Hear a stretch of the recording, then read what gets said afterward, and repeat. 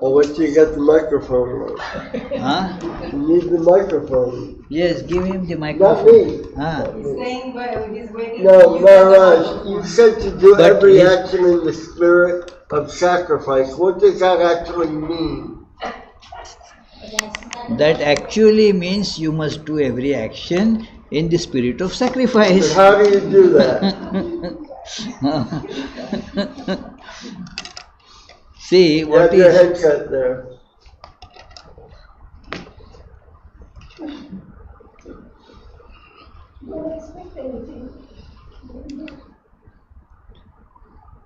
no, although I made a little fun, it is really an important question as to how. Because although the words are understood and that it is every action in the spirit of sacrifice. Now, the how comes because of our not being used to doing every action in the spirit of sacrifice. It is just a slight conversion. Like as we said before taking food, what did we say? That is the spirit of sacrifice. That meaning of that verse is that it is the food and the eater. Brahma Arpanam, Arpana is the spoon or the ladle with which the food is served. The ladle is Brahman. Then Brahma Arpanam, Brahma Havi, that which is poured Havi, like the food that we eat, that is putting the fuel in the fire. The food is the fuel, it is put in the fire inside us. Brahma Havi, Brahma Agna, what is that fire? That also is Brahman. Brahma Agna, and who is pouring? Brahmana Hutam. The one who is pouring is also Brahman.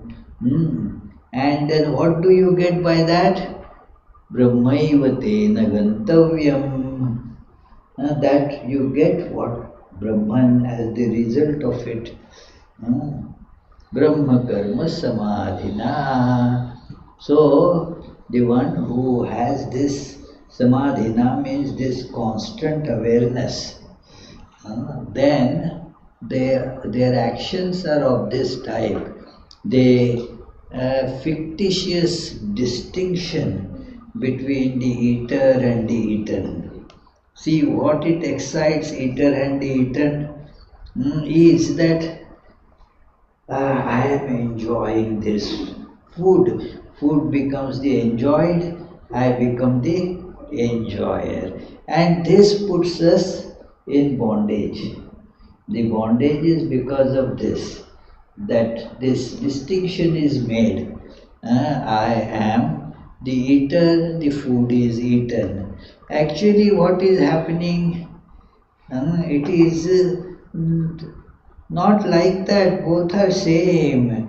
What you call ether is also the same atoms and molecules and that are in the food. It is not really any difference as enjoyer and enjoyed there. It is the one reality. So also the fire in which it is put, that also is the same Brahman.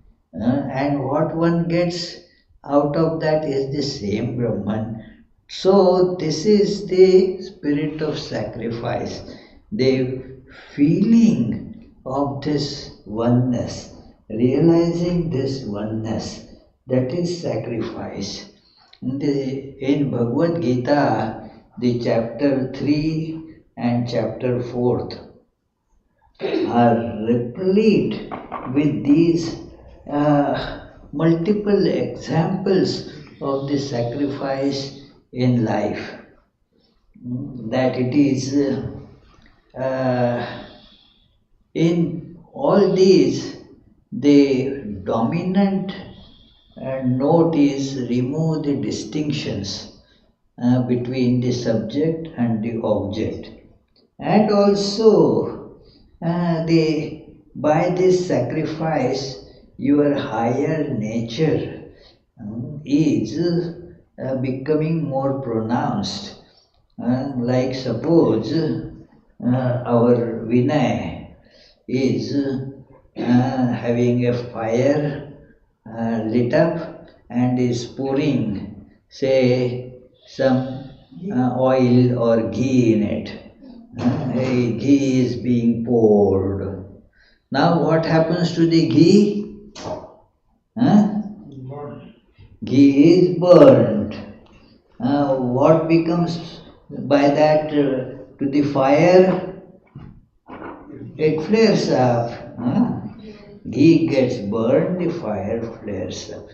So, in all these sacrifices, your higher nature means that which is closer to your divine nature, that is considered fire. And the propensities that are there which pull you away from it, that is considered fuel. So that is put into this fire, and thus it gets burnt, and the result is that your divine within becomes awakened or flared up. So this is the idea that is in chapter 3 and 4 of Bhagavad Gita. So do it with that. Means what, Charlie? Do the work in the spirit by which your higher nature is flaring up. It gets more manifest, and your lower nature is burned. Like if you think of, going and that destroying things and killing people and all that, and shouting down with this and all that. What is that? So that should be burned, and where you give rise to some activity out of your goodness. The activity that is coming out of anger, what will it do? It will increase the anger, it will frustrate you more, you will have to go to Teresa for that then. And she doesn't do it for free. Yeah. So, so therefore, don't do things out of anger, but out of goodwill. That is the spirit of sacrifice. Does it make sense, Charlie? So you got the answer. Work in the spirit of... I have to think about it. Yeah, I think about it. Also, when you want some result for yourself, selfishness, then what does it do to you? Your lower nature flares up. But when you do it with the idea of benefiting somebody, your higher nature becomes pronounced. So, that is sacrifice. That is sacrifice. That is why that is imagined as fire. Because the flames, they always go up. The symbology is very nice, beautiful. That the flame, and even if I was, trying to, because this finger was burning, so I tried to put it like this, but the flame was still coming up, you see. The flame will come up, whatever. So the way is to hold it, that stick in the bottom and keep it up, so that it goes up. It doesn't burn. Your finger should remain down. If your finger is like that, then the fire will come and so fire goes up.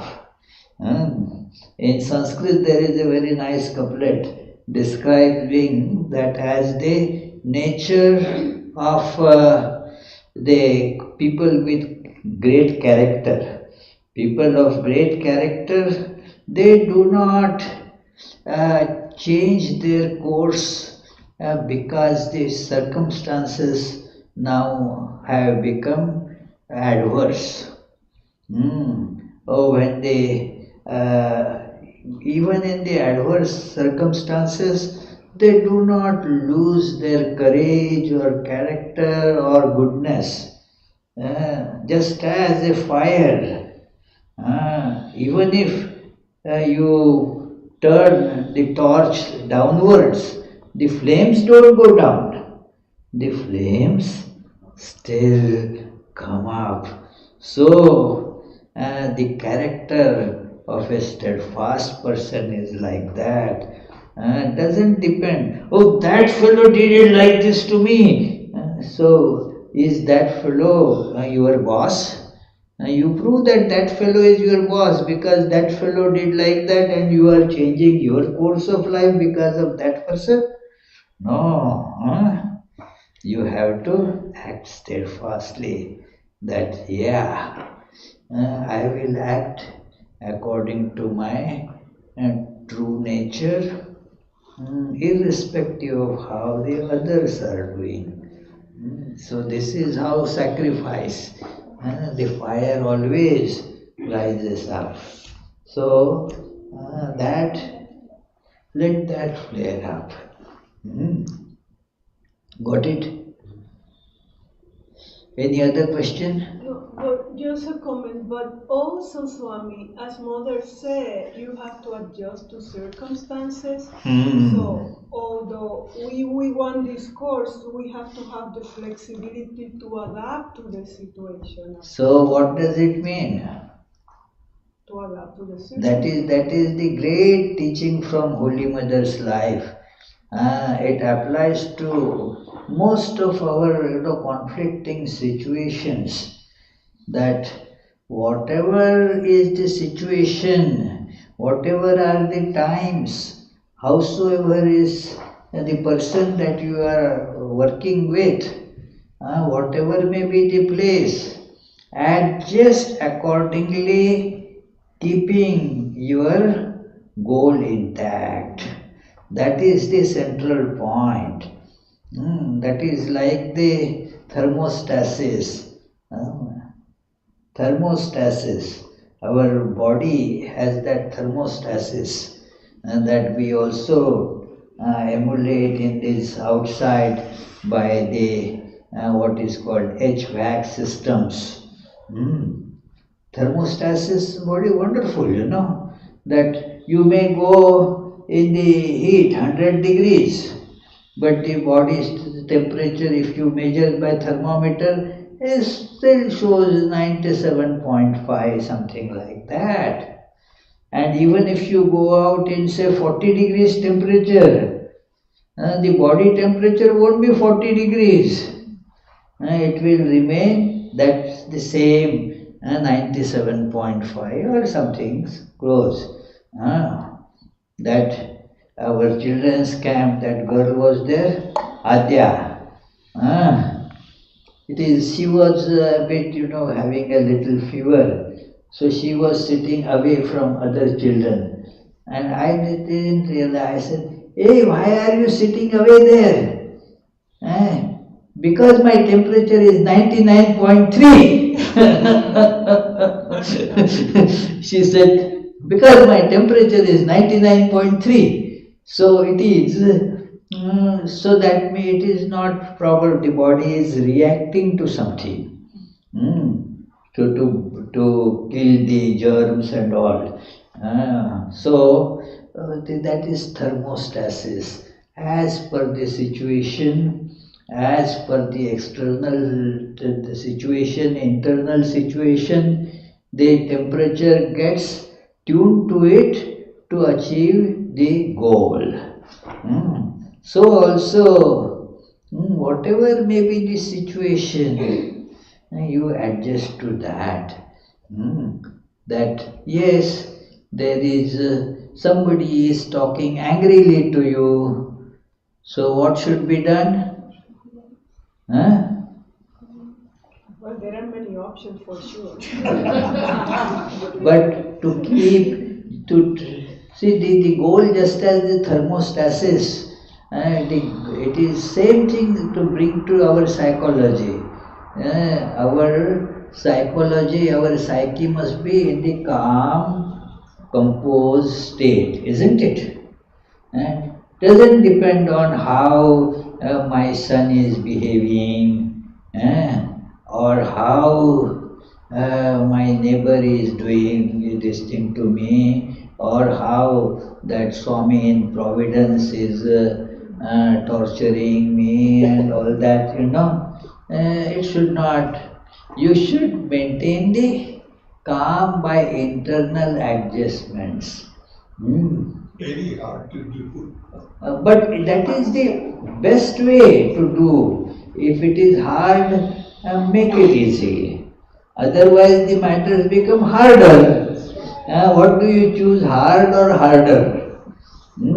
If you do not do it, it will be worse. That Swami said such a thing to me, and then you became upset and then who is at a loss? Not the Swami, Teresa. Yeah, Swami is not responsible for that. So, and even if the Swami is responsible, how should your response be? Hey, be cool and smiling. Yeah, so that is what is the Holy Mother's whole thing is, as is the situation. Accordingly, you act.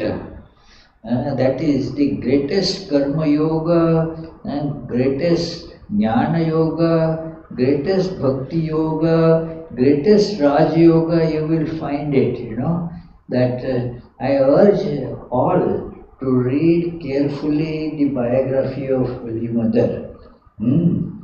That it is so important. Shivam, read that biography of Holy Mother.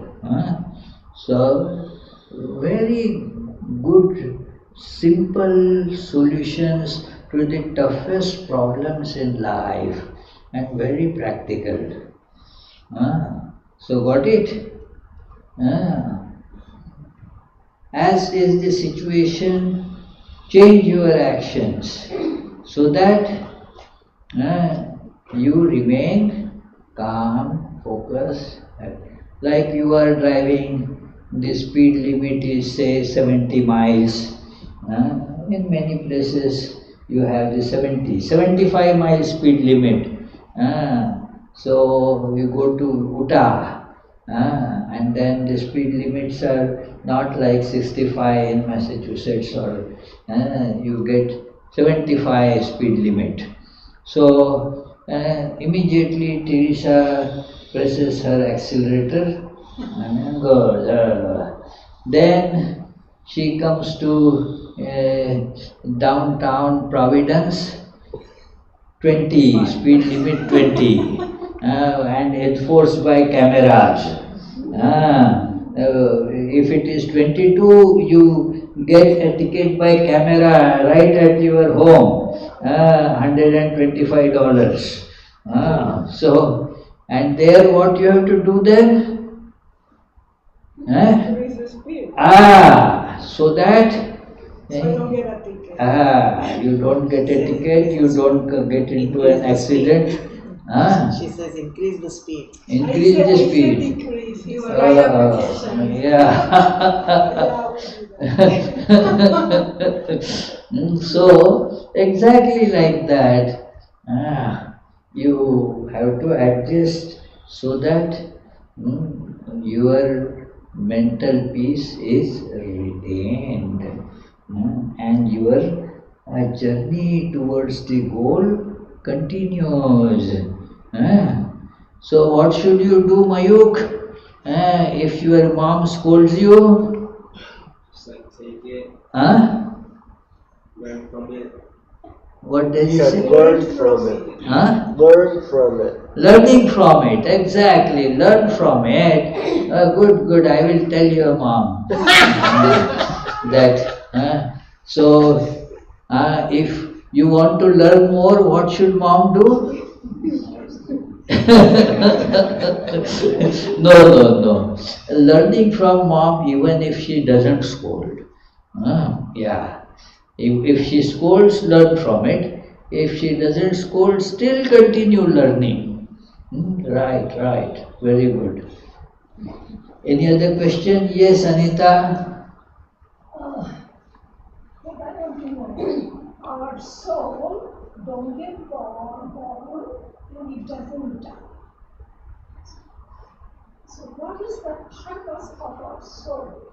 Oh, see, the word soul is used in different contexts differently. The soul in the sense of pure consciousness. It never gets born, it never gets died, it never changes. But they cannot find it, doctors.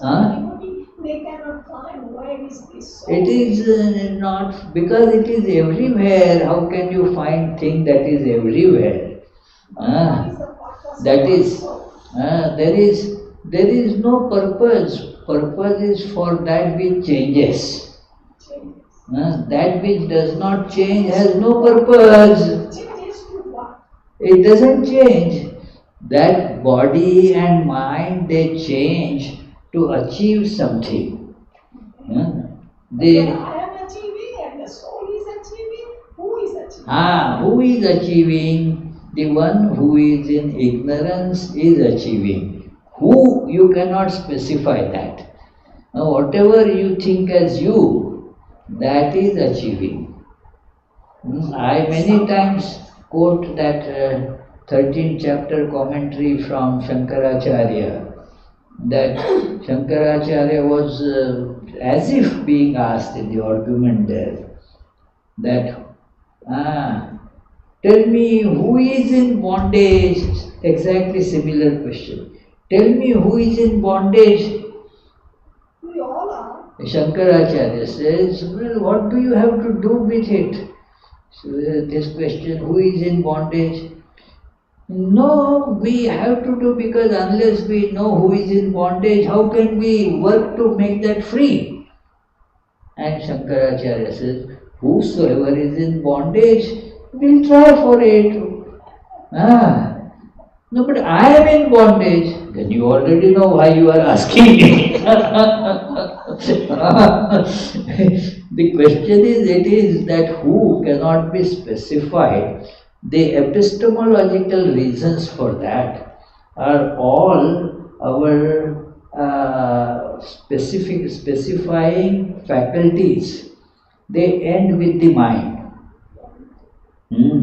So that which is beyond mind, therefore, we cannot specify with mind. Just as, suppose you have that pair of tongs that you pick things with it. Now, howsoever tight it may be, there is still gap between that. So something that is smaller than that, you will not be able to pick it up with that pair of tongs. What a midget! He is snoring nicely. Hey, you are allowed to sleep but not to snore. Yeah.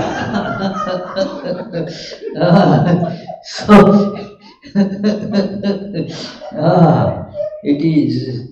Yeah, because that was disturbing me. That That was Charlie's son. No, that is the exchange. Charlie is making the noise. He is just Oh, okay. Abhijit was following the rule only. They both are combining forces. Huh? Abhijit is sleeping and Charlie is snoring. Do you mean that? Abhijit is quietly sleeping. Oh, okay. So, what we were talking, that was not the topic of discussion. Tom, yeah. So you cannot pick a thing by that pair of tongue. If it is smaller or thinner, subtler, then that gap between the two. It is so exactly, our organs of knowledge, that is the sensory organs, motor organs, our mind, the software installed on it, it has certain capabilities. That which transcends that capability cannot be caught by them. So therefore, who is that? The body mind cannot answer that question. In fact, it is to ask that question to body and mind means we are out of our mind.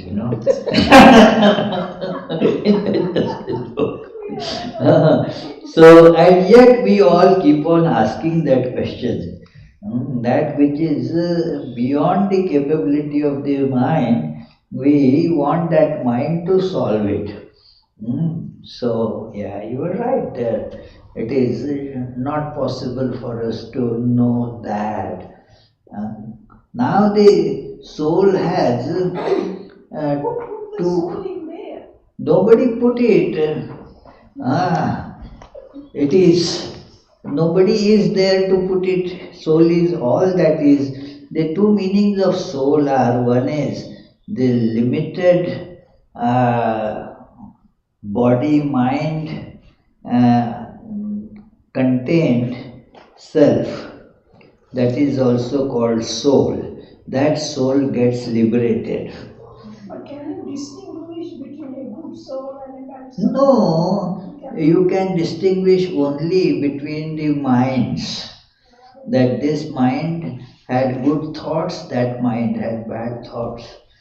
This mind has good habits, that has bad habits. Like you pour tea in various cups. One cup has nice paintings on it. One cup may be broken. Another cup has big or small. So, but the tea is the same in all cups. So it's like that. Therefore, it is important that we should not continue to hold anything against anybody. Because that thing changes. So therefore, taking some bad, long ago, something that happened on the person now is. You say that soul is unchanging, right? Unchanging. Yeah. There is no change in time and space because it is prior to time and space. So that is how, and that is the goal of our life. To experience that is the goal of all yoga, all religious practices. It is. All other things appear. That alone is. Any other question? Yes, Sandhya. I've been thinking about this for a while, that they say in Gita that we have had many lives, and this life we also have to pay for bad karma from past lives. Yeah. My problem is we don't remember anything from past lives. So it's hard to imagine that, this body is temporary, we're going to be born again. If I had remembered last couple of lives, it would be so much easier. You think like that, but it will be terribly difficult. Let me tell you, it is actually a very important safety measure put on our brains so that we don't remember all those. Even to remember things in this life becomes so difficult. That's why I'm so It attached is, to my children. and imagine if you had remembered from past 3, 4 lives, how terrible the situation would have been. But So, then I would have said like, oh, I've had many other children. These are not the only two that I have. And in future so, I'll have more. yeah, for that, What if you kill your children in your previous life? no, see, it is, Thinking the worst. But that's a burden. I mean, it could have happened. I'm not saying that it did. it is a burden, and then that is a safety barrier put, so that imagine it is a system that is used on our computers. Our brain systems are very similar. The computers are made accordingly.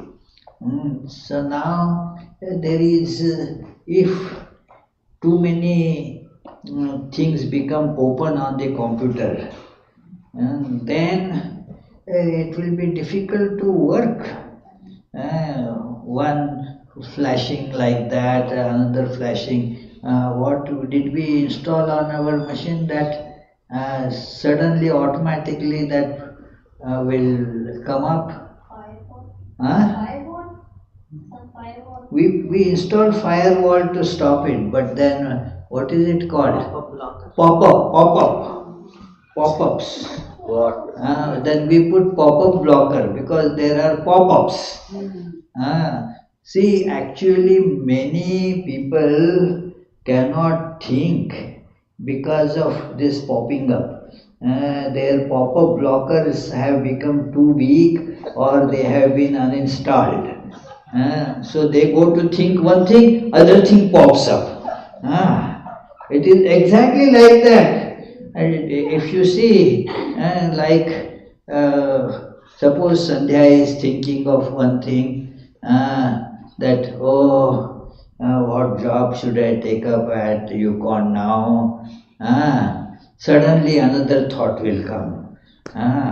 That what my sister should be thinking about me, and then so should I go to New York or should I stay in so many things, what's happening with Sinduri, and what is happening with Shubham, and what is Paisag doing, so all those one after another. So impossible to think. It was happening on my computer. Then that Jitendra put some pop blocker there. Since then it is so quiet, Pop blocker. So otherwise, before that, he did it about a decade ago. That pop blockers. Otherwise, you go to open your email, something else pops up. Oh, now and that it blocks the email screen. So you are and it compels you, to click it off, and you click it off, another comes up. Infinitely many. Our minds are like that. Go to think something, you want to concentrate on something, some other thing pops up. So this is one of the practical yoga practices, that to switch off these pop-ups. You have to put a pop blocker. Got it, Charlie? Otherwise you will not be able to meditate. The big problem in meditation is that. Our Subrata thinks I got this Guru Mantra and I should be meditating now. I have retired, so I will sit for meditation for 3 hours. My he's, wife won't let me do that. huh? My wife won't let me do that. They pop up, you know. She is the pop. Wife pops up. Yeah. So it is, yeah, he says something pops up. Oh, I had to go to shop.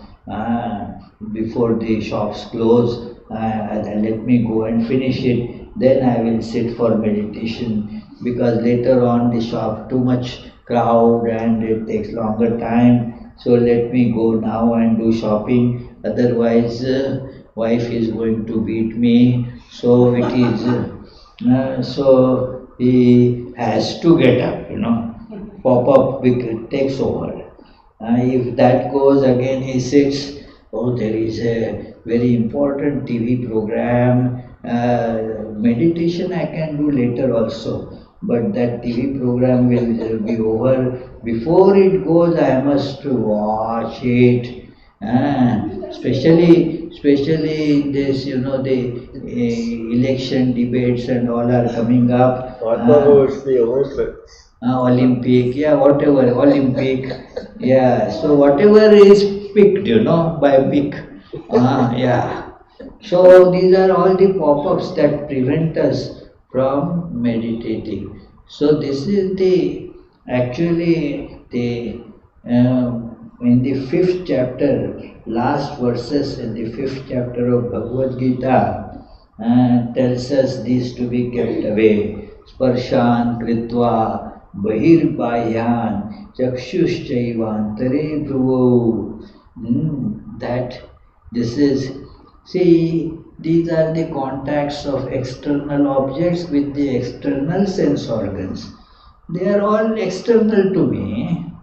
So I should not bring them in. Let them be outside. Then doing that, then meditation becomes possible. Got it, Sandhya? That. Continue hard question, little bit. Huh? Continue hard question. Yeah, that is her question. But can I continue that? Okay. Like she said that she doesn't remember the past. Yeah. But my question is, can I do in this life that my next life will be better? Can I do? Is it possible I can do better and so on? Yes, you don't have to know about past life for that. You don't need to know that. Yeah. But this life you can, you know. Yeah, it will, but you don't have to remember. Two things are there. You have the effect of the past life, but not the memories of the past life. You have the resultant of it, but not the detailed memory of past life. Like you see, some 2 years ago, you did many bank transactions. So now what you have, the resultant is there with you. So therefore I am left with $3,750,000 now. But you don't know the details of how many, what did you buy, how much mustard seeds you bought, and how many potatoes you bought that time. All those bills, that will be very difficult to keep track of. You don't need to know that. In general, you know that you earned so much, you spent so much, and this is what is remaining. Simple.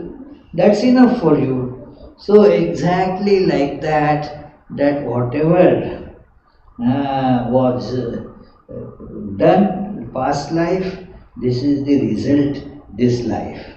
So now let me be more disciplined this life, so that I will do better this life, and maybe I will get liberated. I may not have to be born again. This will be the last torture. Got it? Yeah. Hello, Vinay. Hi, Swami. you were talking about the pop-up blocker, right? Yeah. Thoughts. And you also said that like external activities and like it's an element of like your senses, your external senses and activities cause some of the pop-up. When you're so when I'm trying to meditate, like obviously I'm new to meditation, but what like I am also very new. but I can do a good job of pop-ups. Like, are there techniques or ways you recommend when you're aware that a pop-up is coming, or you're kind of there, and you're like, wait, I know that I don't need like I think that's where more practical advice for just me. Same thing, that how the pop-ups are blocked, Is it just practice? No, in computers, Yeah. that how the pop-ups are blocked. Yeah. There is a software that you install, Yes, yeah. and that provides a screen between, so it doesn't reach you. Yeah. So exactly we have to do the same thing, that you actually get the notices of some pop-up coming. Now, if you do not indulge in it, it will go away. Our one Swami gave a very nice analogy, not about pop-ups, but something which sometimes may prove much worse. That is, do you get that spam emails? You get, and some of them are worse than they are kind of spoofing. Yeah. So they are after your money, So, but they usually come with attachments. If you do not open the attachments, you are okay. That is what if you click on the attachment, then it flares up, then it pops up. Till then it won't pop up. Recognize the pop-up. And then try to disengage as much as you can. You don't have to try to disengage. Don't engage. Once you engage, then it becomes a big problem to disengage. Yeah. But when you see an attachment, that joke I tell, that one novice asked the pontiff of the monastery, are we novices allowed to use emails? And the pontiff with a serious looking face said, yes, but without attachment. So don't get attached. If you click on it, then you are gone. Then unclicking and all, so disengaging becomes very difficult. So don't get engaged into it. Whenever you see an attachment coming from some unknown source, the problem is sometimes and many times, not sometimes, the source appears to be your friend. The attachment will come from somebody like, say, Sandhya Pai. Email is from Sandhya Pai. And why will you suspect Sandhya Pai? She must have sent something important, isn't it? But it is not Sandhya Pai. Somebody else is using Sandhya Pai's email to reach you. So you must be very careful that why Sandhya Pai will send me an email. It doesn't have even my name, this thing. Only saying hello. How will Sandhya any time will just say hello to me? No. So you know that it is not Sandhya. Immediately pick up the phone, call Sandhya. Have you sent me such an email? And she said, what email? No, I did not. I don't have time to send emails to fellows like you. So it is like that. So one gets cheated by not following this. I got cheated myself a few times. The email appeared to be coming from somebody, that is very close devotee. But it was not. So don't open and don't act. So this is how one should, all these nice things apparently, that is the a very nice analogy given by Freud, Sigmund Freud, that all these demons, they come to you in a different attire. They wear the attire of saint. Then we don't suspect them. Must be very good people. They come instead of coming in the attire of a demon. And naturally, it is if you see outside your door and presses the doorbell, and if you see somebody holding a gun and covering the face and all that, then are you going to open the door? No! Call 911. Yeah, exactly. Yeah, exactly. But if that person comes with the very nice looking attire, a very attractive face, then presses the doorbell, and then hey, what can I do for you? And then that person tells you what you can do, and you do it then. So it is like that. So then, how does one discriminate between like a pop-up versus something that might be actually like I don't know, like some sort of like instinct or like safety? You know what I'm saying? And like, how do you determine? Like, you might have a thought common. It might be more like I would say like safety, right? Reaction, like okay. Like, yeah, exactly. How do you discriminate? That is, they make these things very tough. Okay.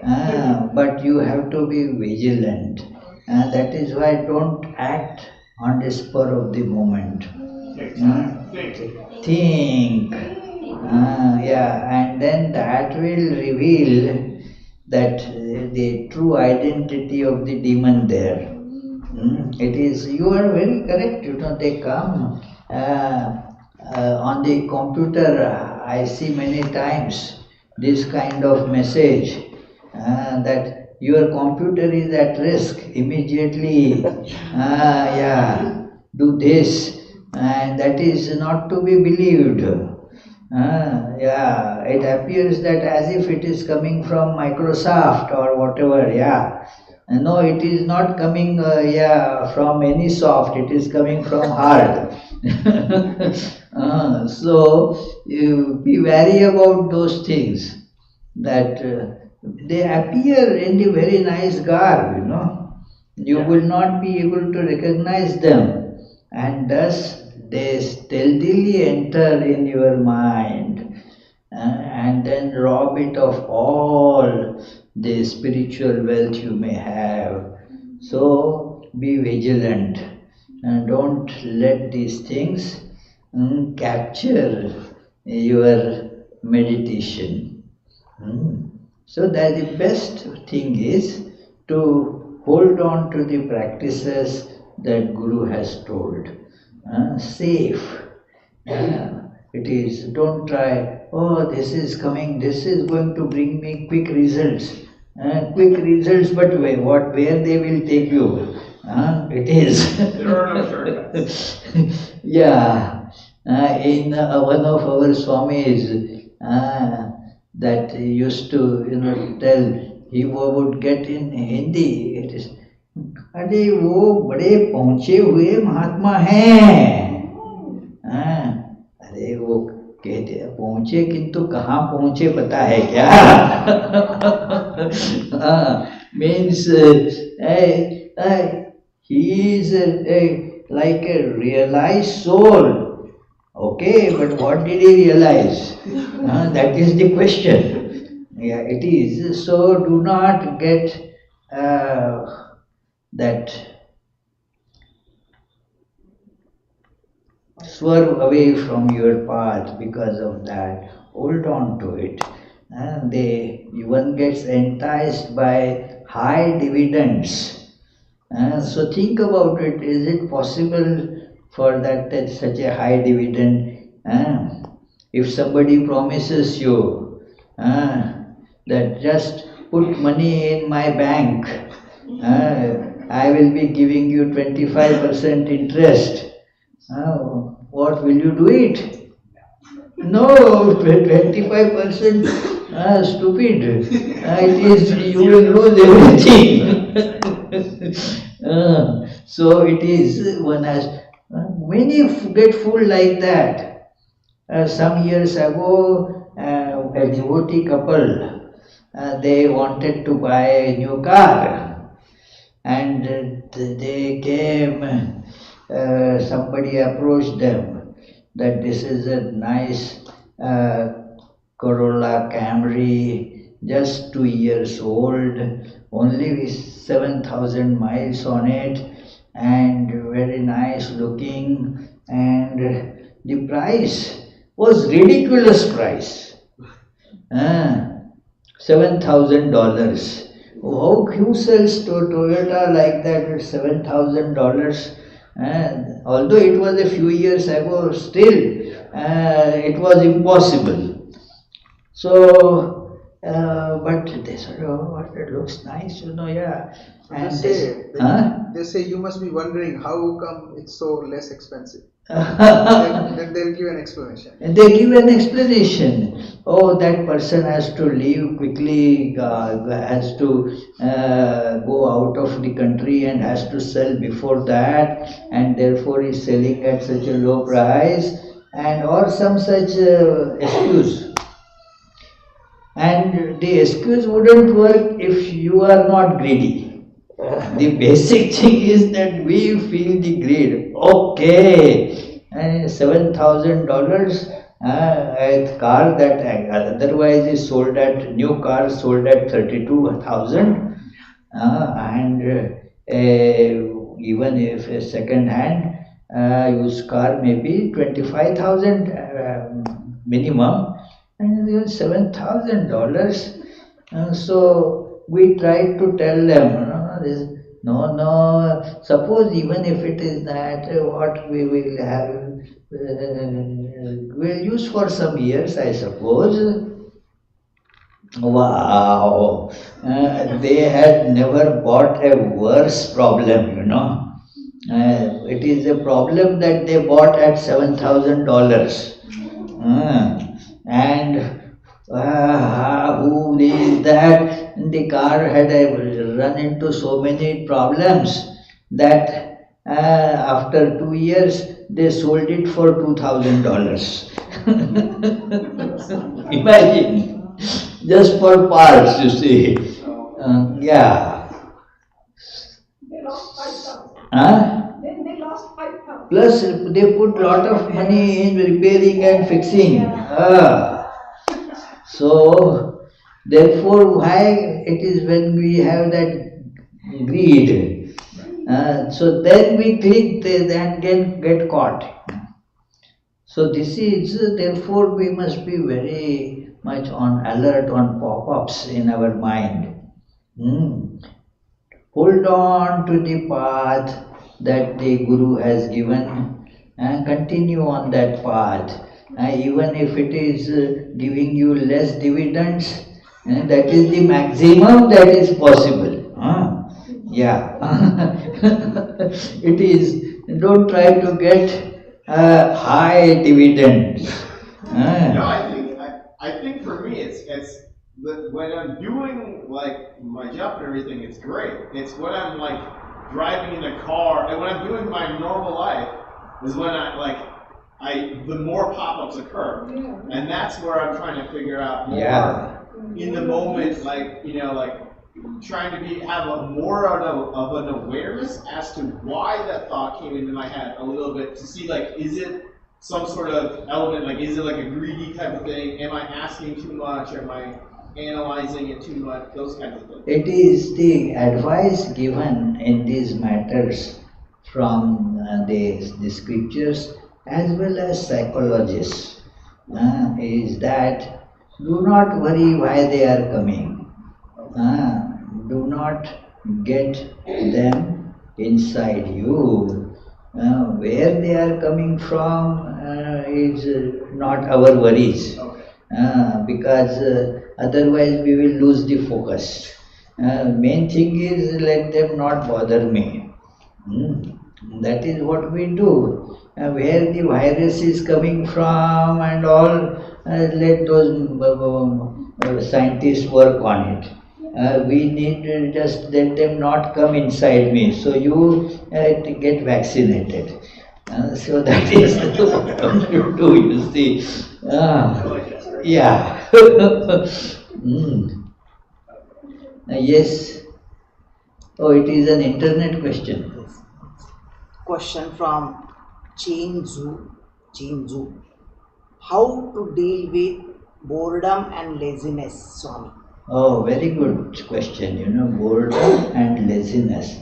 Thank you. It's a very important question. And actually, when we were having a reading, as we were driving, Swami Vedanta had put an important point there, that from Bhagavad Gita, Sri Krishna decries being lazy without work the most.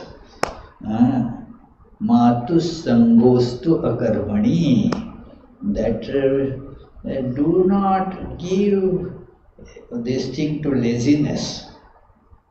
Be active and find out some good activity to continue. The thought of laziness does come, but one has to kick it out. Do you get it, Mayuk? Don't be lazy. Don't just sit on the couch. And be always up and doing. Do good work. Be active. That is very important. This is the laziness. And why boredom comes? The boredom is because we do not get interest in that. Something that we go to do, but that is not really anything that we are actually getting joy from. Therefore, Mayuk gets bored in 10 minutes. I don't like it. The younger the person is, the quicker the person becomes bored. Because they have a lesser attention span and quicker understanding. That they understand quickly that this thing is not going to give me any joy. So become bored with it. No. So boredom is that sign of impatience. So whenever one gets bored, feeling lonely, feel that I am the storehouse of joy. All joy is in me. I have my own company. How can I be bored with my own company? And if I am bored with my own company, how others will be, enjoying my company? Imagine, So it is, the boredom is because of that we feel, nothing much to acquire here. If you have the highest goal, then you will not feel boredom, because there is something always to do till you realize the goal of God realization or self-realization or nirvana realization. Till then you have something to do, and when you realize nirvana, the ultimate stage, then there is no question of boredom. You are bliss itself. You are everywhere. You are beyond time and space. And so no question of boredom. And till you reach there, you have something to do to get there. So what happens is we keep very short term goals. They get achieved. And the question looms big, what next? And then you feel, oh, what is the use? What I did, it was not of any use. You feel bored about it. You feel a lack of any interest that, I saw there is nothing much to get from that. But therefore keep the high goal of realizing God. That will remove the boredom. It is, I can tell you, I never feel bored because I have got this goal. If one keeps this goal, then you will never ever feel bored. I can guarantee you. Because before that I used to feel bored all the time, feeling, oh, boring. It is whatever thing that I thought that I am interested in, soon it would turn into boring. Because there is nothing real joy in any of those things.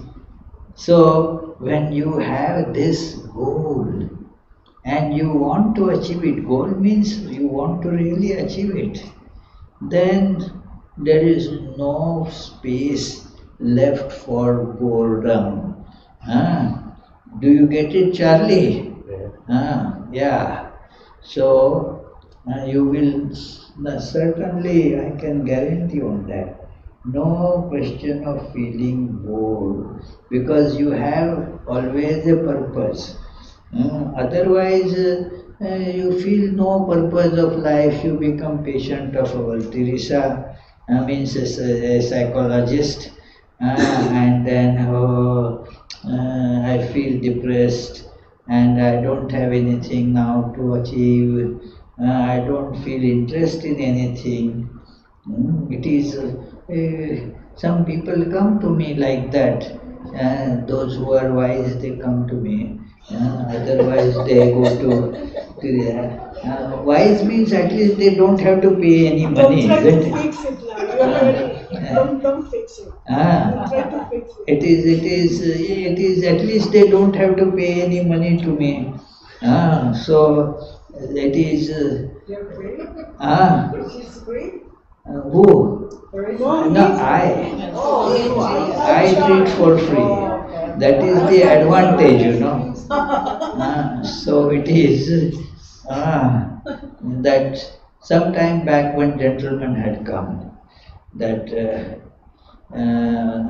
was a very successful person in a way in life from the secular standpoint, had from a very poor family, came up, struggled, achieved a lot, great success in many things, educated his children also today at a very high level. So, and always full of enthusiasm. But then he lost everything in the sense that no interest in anything. What to do now? All that was thought to be very good, I have achieved all that. Now what? Become a president. What? Become a president. Well, that is not holding any interest either. Even if I become president, what's going to happen? Look at what happened to that Biden, you know. Yeah. So it is no use, to even to become president. So the point was he was feeling complete lack of interest in anything, and then he spoke to me for some time, and then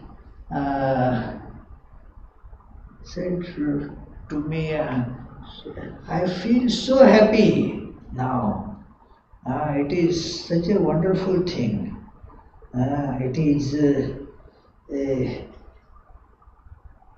I want to get some mantra to this thing.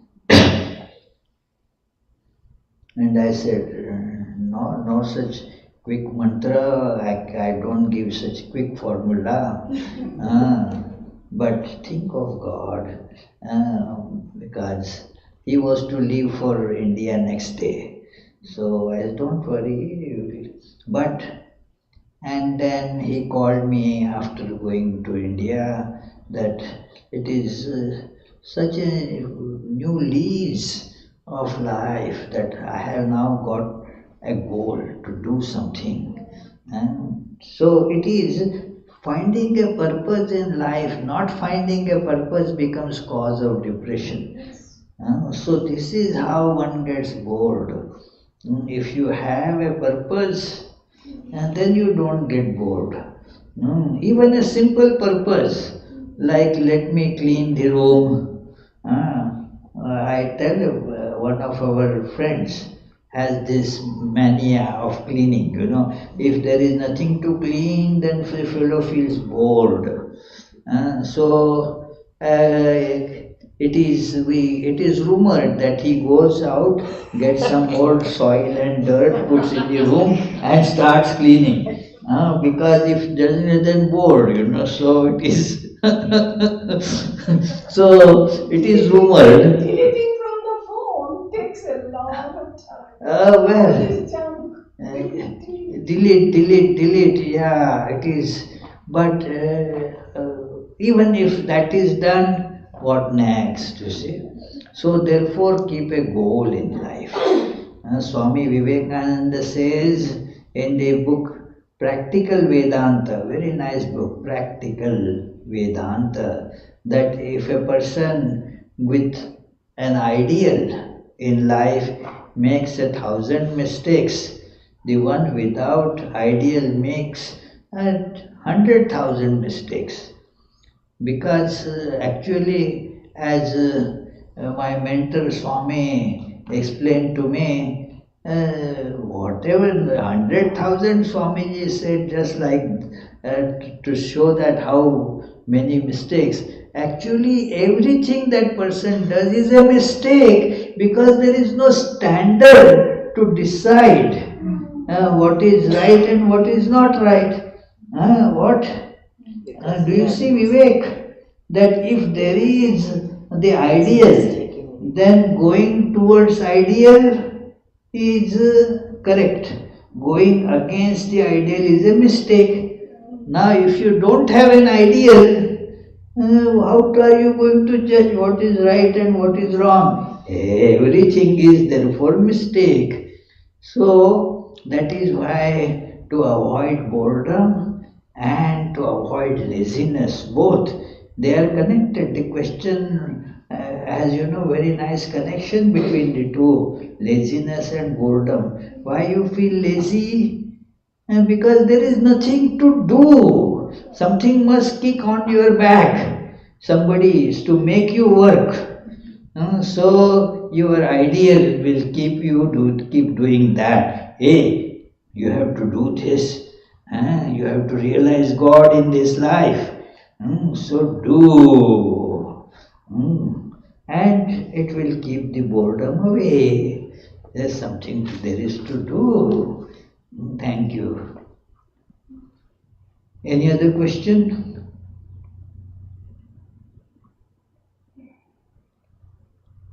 Yes, Rupak? So you're talking about that Brahmarpanam, that mantra.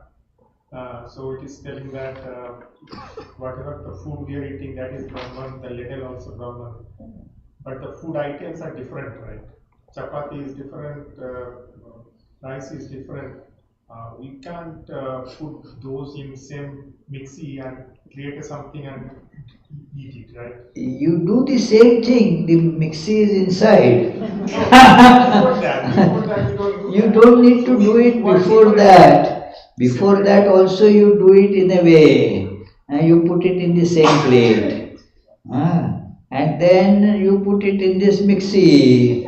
And all that gets mixed up.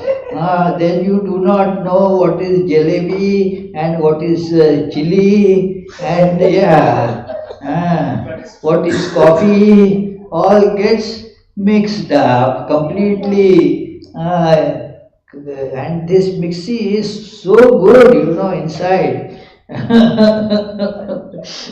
You don't want to see what comes out of it, So because it is going to oneness. It is going to see the proper extract of all that.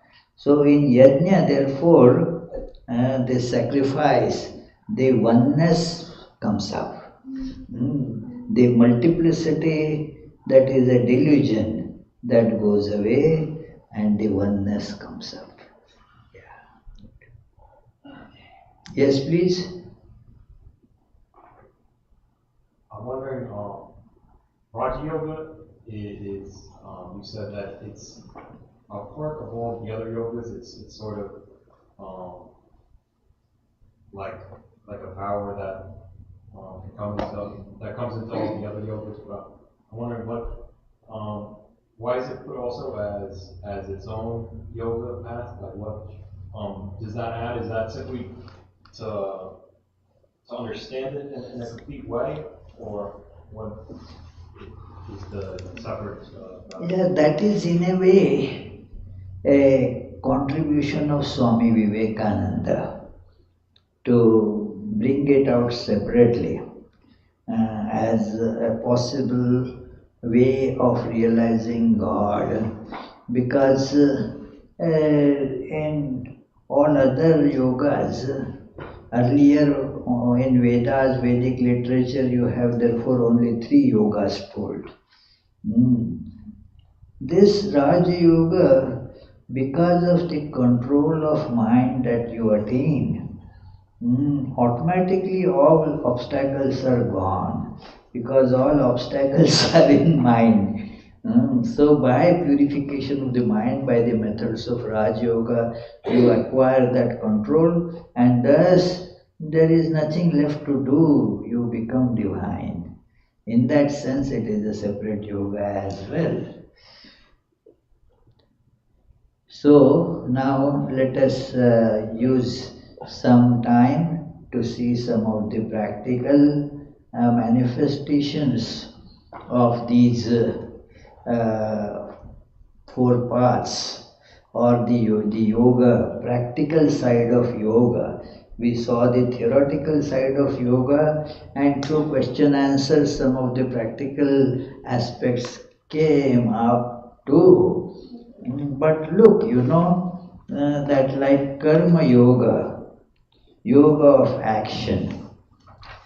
Charlie asked that nice question about sacrifice, spirit of sacrifice. It is that 4 formula in the 2nd chapter of Bhagavad Gita gives important practical hints that you have karmanyevadhikaraste, that your authority is limited to perform the action as you think it right, as your understanding shows it right, not out of temptation, not out of a hasty impulse, but what you think to be right, that action you have, and your authority is limited to that. Don't transgress your authority in claiming the result of the action. There we may commit a big mistake, because the result does not depend only on your action. Your action is a part of the cause. Do you get it, Charlie? Your action was only a part of the result that you were looking for. So expecting the result only on the basis of what you are doing is transgressing your authority. No, it depended on so many other factors, isn't it?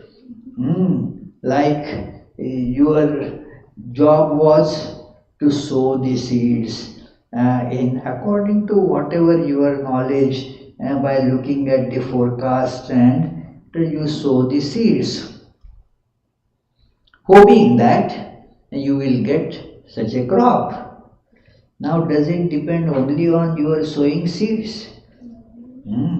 No, there may be rains, there may not be rains. The day before yesterday, a big storm came, and the nice sunflower tree that was there, it collapsed on the ground. Sunflower, it had happened once, but it didn't break. They had put a stick to tie it. But then the winds were so high that it separated itself from the stick and broke. Then I tied it to the stick again nicely. Then with the stick it got removed. So it is, so it is not in your power, Can you control when the storm would come and not? What? She is working on those projects, but she cannot control. It is, you have no, so you cannot really expect results. Logically speaking, your efforts was only one aspect of it. Do it. If you say, anyway, I cannot control it, I won't sow the seeds, then you will surely not get the crops. If you don't sow, if you don't do your work, then certainly you are not going to get anything. So, very practical idea that do your work. Karmanyevadhikaraste ma phaleshu kadachana. You have. Yeah, exactly. दाने दाने पे लिखा है खाने वाले का नाम. On every grain there is the name of the eater also is already printed, Yeah, so you cannot do much about it. Yeah, so it is our Eze, who looks after the garden, sometimes would get perturbed.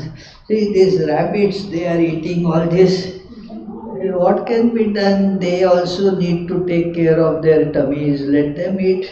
How much can you prevent? Put some barriers, but then just as we try to overcome the barriers and obstacles, they also try to do that. It is so, you don't have much control. Do your job. So karmanyevadhikaraste ma phaleshu kadachana. And then the next line and next part is really horrible. If you don't do it, if you keep on expecting the results, you become the cause of your bondage. Do you want it? Ma karma phala heturbhu. Do not become the cause of the karma phala. Means you otherwise will get bound by that. What causes bondage is not the action, but the expectation.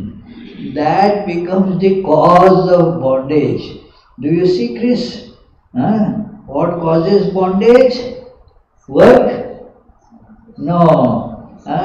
That making the nice, beautiful garlands does not cause bondage. But then if you expect people will praise it, then the bondage will come. Oh, this time nobody praised. I worked so hard, and this Swami did not say that it was nice, and nobody else also was. So then what will happen? I was thinking that they're very nice garlands. But if you don't say that to him, he will not feel it. So it is like that. So making garlands does not bind you, but expecting the result binds you. So do not expect any such result. Again, don't read it in a different way. I tell that example many times. One senior Swami, I had just washed the clothes. And then was just going to my room holding them. There was no washing machine or forget drying machine, nothing. So I had washed, put them on the line, and then was collecting and doing. Yes, see, don't do work in this kind of karma yoga spirit. Don't use karma yoga spirit here. You were doing the work of washing, but you were not looking at the result, whether they become clean or not. No. Washing means they must become clean. And there you must expect the result. Do not do karma. He was a very, funny Swami. Always good at that work, that poking like that. I hope you should. You learn from him. Yeah. No. He should have been with you, and then you would have understood. Yeah. And then you would have found me so nice. Yeah, it is. He would not spare a minute or even a small mistake, would immediately, hey, what is this going on? It is very sarcastic, humorous remarks.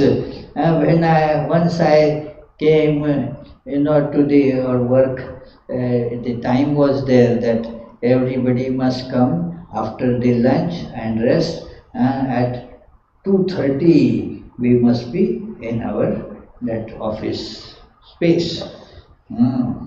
And I was fell asleep, and then like that I came. Still the face was sleepy, and then I came.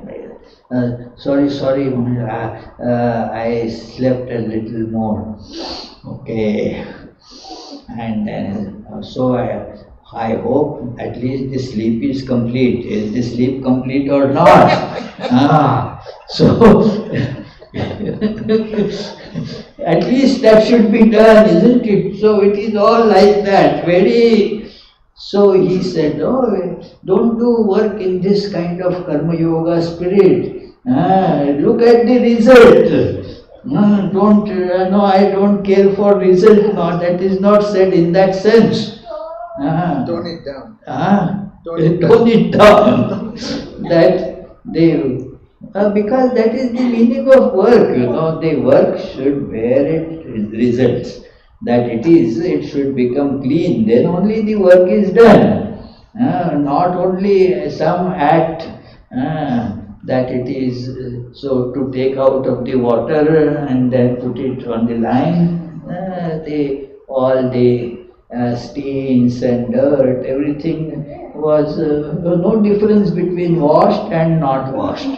So it is, that is not karma yoga. So one must be very careful about this. Don't ask for the result doesn't mean this. This is a very practical thing.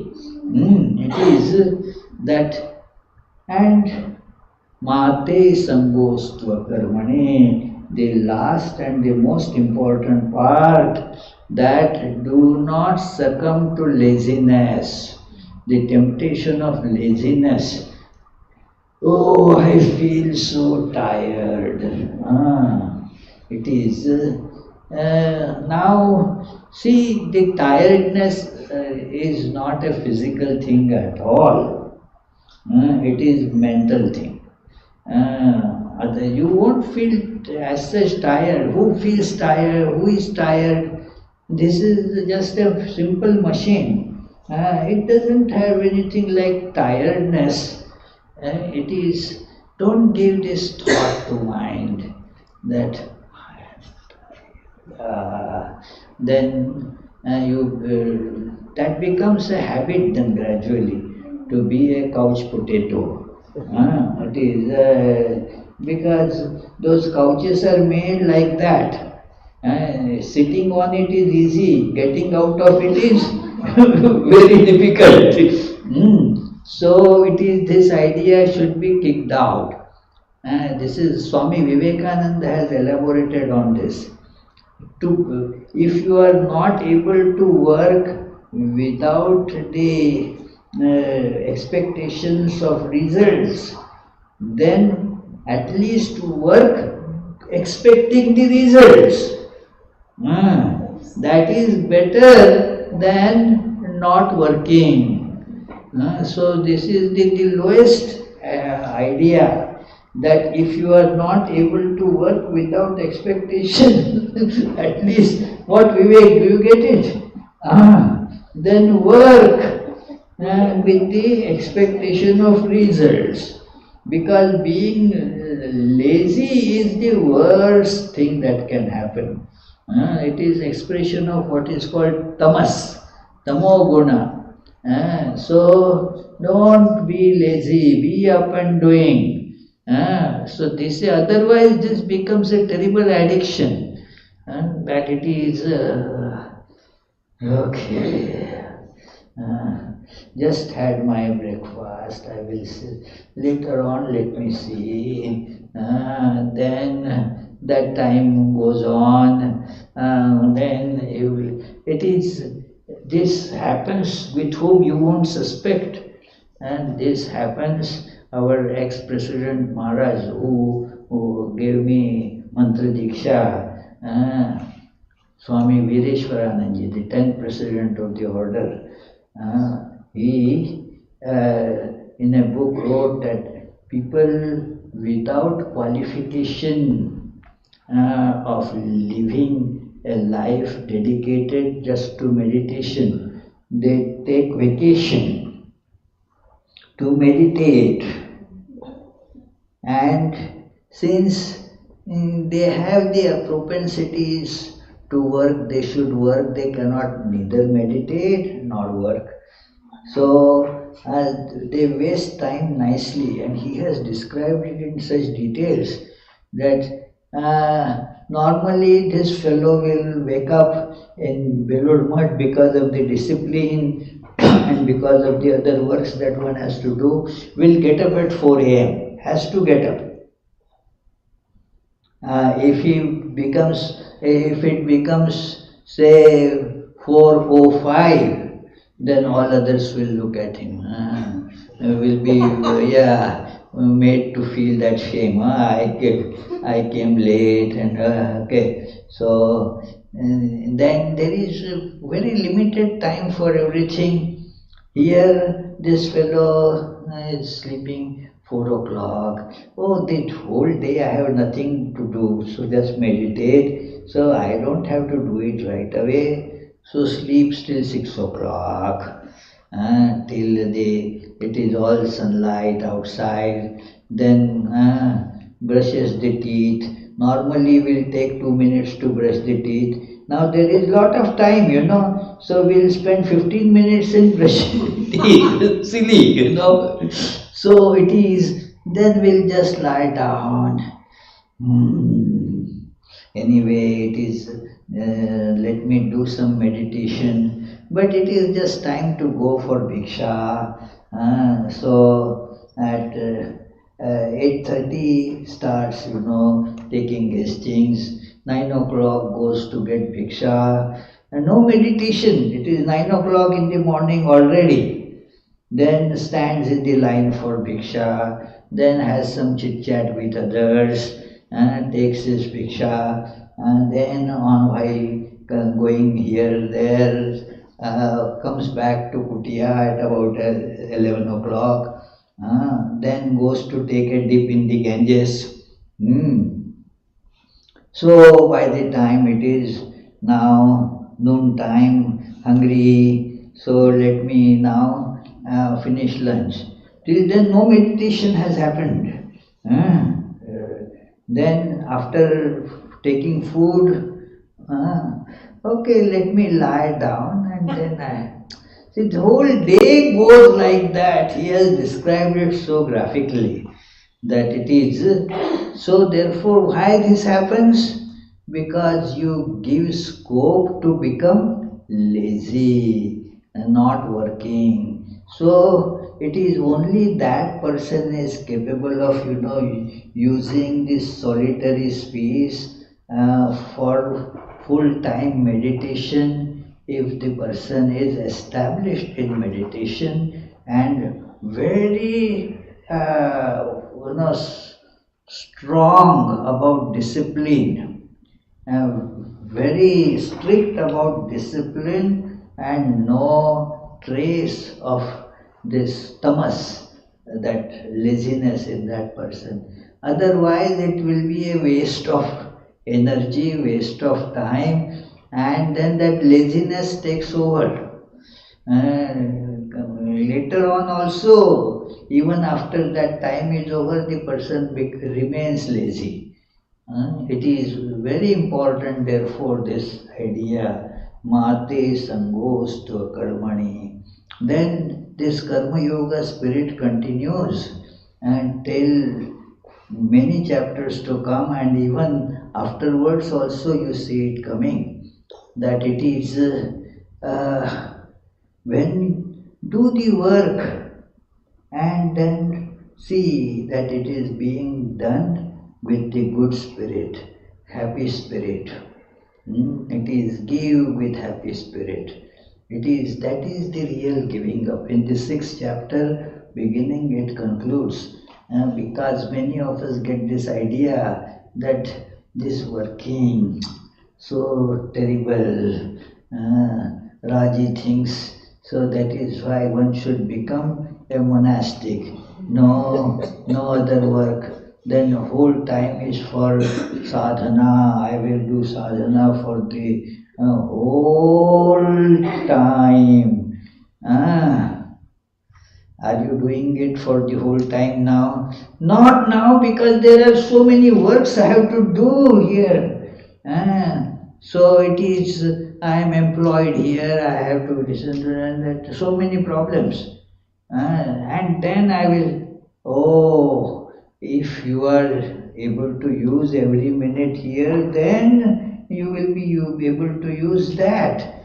So it is very important that it is how the difference between monastics and non-monastics, very beautifully pointed out in the opening verse of the 6th chapter, that it is anashritah karma phalam karyam karma karoti yah, the one who keeps on doing the allocated work, not any work, karyam karma, very important word there, that whatever the work has been allocated to you by your position, by your skills, in terms of that, do that work without expecting the result. Anashritha karma phalam karyam karma karoti yah. That such a person, sa sannyasi, sa yogi cha. Very powerful words. That fellow is the real sannyasi and real yogi. And just to rub it further, says that na niragnir na chakriyah, that not only those who have taken external signs of a sannyasi, and that like some funny looking this clothings have been put on, take a name like some Agananda, Bhagananda, Karananda, and then does it make you sannyasi? No! That does not make anybody sannyasi. Let us remember this. Who says that? Lord Sri Krishna. So tells Arjuna, therefore work like that. This is the conclusion of the Karma Yoga aspect. And then begins the meditation aspect there in the 6th chapter. Great, that is, even in Patanjali's yoga aphorisms, those details are not there. It is, some Upanishads do have. Yeah, that sit with your head, neck, backbone in a straight line. And keep on repeating the mantra and with the attitude to purify your mind. That is the purpose of this. Use the mantra as, say, a broom or a vacuum cleaner to take out all the desires which are impurities. So continue that. That is and do it in a disciplined way. So it is how you should be doing meditation practically. It is Bhagavad Gita, is a great book where every activity, every situation is converted into yoga. That is why 18 chapters each has a name Yoga. That it is like the first chapter is called, anybody remembers? Arjuna Vishada Yoga. Thank you. So it is Vishad, means despondency. Do we get despondent anytime? Yes. What? Yes. Yes. Okay. So now use that despondency to connect to God. Don't get despondent means then write a melancholy poem. That is not the purpose of that. It is, but to connect to God. That is how Arjuna did it. So even if I get mad at God, I'm still connecting. If you get mad to God with God, that's good.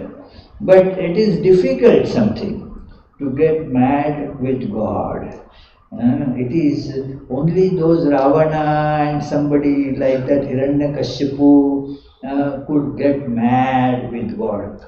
It is for common people we will keep God away. And that is not advisable. Get mad with God. God, why did you make me despondent like this? Then that very thought will remove despondency. Yes, as you get connected to God, you will be filled with enthusiasm and joy. So that is how Arjuna got connected to God through what? Despondency. Vishada Yoga. Now Vishada comes to everybody's life, but it doesn't become Vishada Yoga. So use the Vishad. Otherwise, nothing in life. So it is, I feel like committing suicide. That is not proper use of despondency. So we have to make good use of despondency, make good use of actions, make good use of feelings. Like from 7th chapter onwards, this Bhakti Yoga begins. That in the first few verses of 7th chapter, he describes that everything is filled with God. All is manifestation of God. So feel the presence of God in all these. You are coming in contact with God.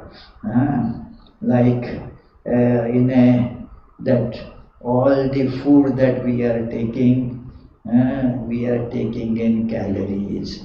We are coming in contact with what? Calories.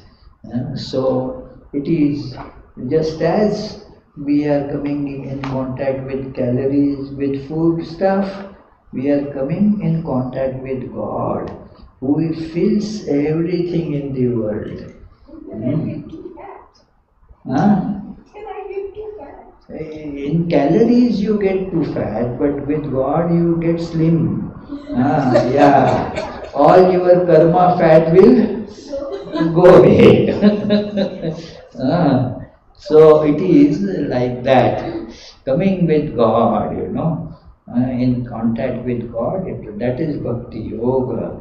And there it gives such a practical hint, right from the beginning, wherever you are. Think of God, and that will gradually improve you.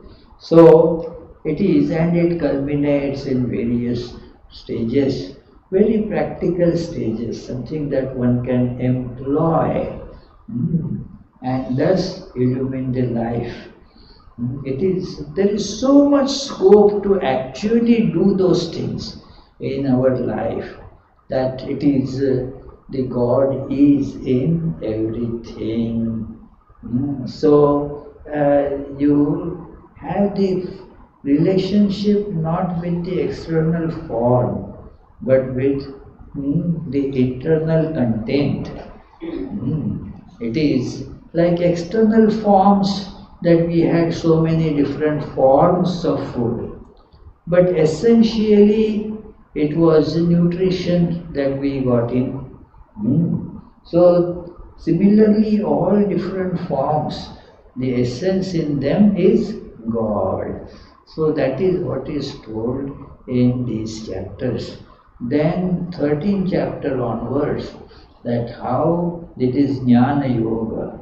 So Karma Yoga, then this Dhyana Yoga, then Bhakti Yoga, and Jnana Yoga. Last 13, 14, 15th, these chapters were Jnana Yoga chapters that make discernment. 13th chapter begins with that discernment between the knower and the known. And the great statement there that comes is, the knower is same in all. The known becomes different, but the knower for all remain the same. So this is how we see that this yoga is to be practiced. Theory and practice. So we will wrap it up today, that it is almost the time for this. So wish you all the best. We all should be able to do it in the practical manner. So the next meeting, I was telling Sandhya, our caretaker with this Vedanta Society of City, next meeting is September 22nd, Sunday, September 22nd. So remember, soon I will send the topic to Ankur and others, so that the notices can be sent to all. Make 10:30. It is not the day-long retreat. Day-long retreat only once in summer. Yeah. Okay then. ॐ स्थापकाय च धर्मस्य सर्वधर्मस्वरूपिणे अवतारवरिष्ठाय रामकृष्णाय ते नमः. So remember Sri Ramakrishna, remember Holy Mother, that how she was practicing this Jnana Yoga. It means removal of the differences. All are my children. All are my children. And she was asked how you can see upon us as your children and as also as Narayana, that you look upon us as Narayana and also children. Yes, no conflict in Holy Mother. In fact, once she was asked that how do you look upon Sri Ramakrishna as my child, Sri Ramakrishna, but he is your husband, doesn't matter. I look upon him as husband as well as my child. In the worldly sense it is impossible. But she sees with that same one understanding that in spite of the external differences, they are all my children. All they have. So that is the highest expression, practical expression of non-duality. Advaita. It is, she is working hard, non-stop. Somebody said, you are so attached like us. No, she is not attached. And the attachment, see, many times we misunderstand the idea of being detached. Means, no, whatever happened to the world, I am not going to get into it, otherwise I will get attached. This kind of detachment is to be denounced. This is not detachment. Detachment means full attachment and full detachment. Like the light switch, put on, the lights come on, switch off, they go away. So there should be this spirit that okay, completely take care of your work, be fully attached, fully involved in it. And see Holy Mother, fully involved in every aspect of it. And done, completely detached, sitting for meditation, and she comes out of the meditation and starts asking, where are my hands, where are my legs, as if not at all aware of any of those things, as if they are to be fitted, and that is exactly what we do, actually fit it back. The body is again fitted back. So detached and still doing all works and so devoted. The whole life is full of those devotional feelings for God, for Sri Ramakrishna, and this meditation. All these yogas, do 20,000 times a mantra. We cannot do it. I tried. Even if I sit for 8 hours, 10 hours, it will be max 4,000 like that. Beyond that I can.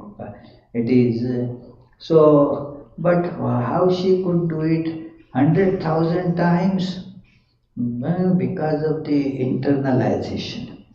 It is with the mind working, the mantras from the lips or from the words, it takes that long. But in the mind, it happens so fast. So that is how she was so immersed in that as well. So a great example has been kept for us to learn the practicality of the yoga system.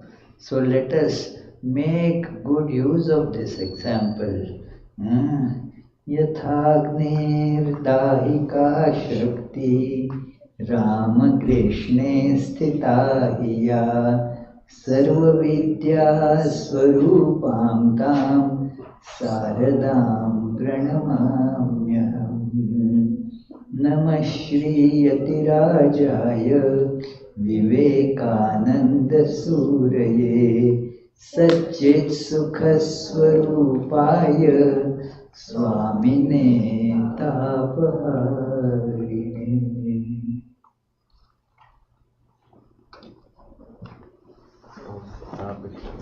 On 25th, we will have Krishna festival in Providence.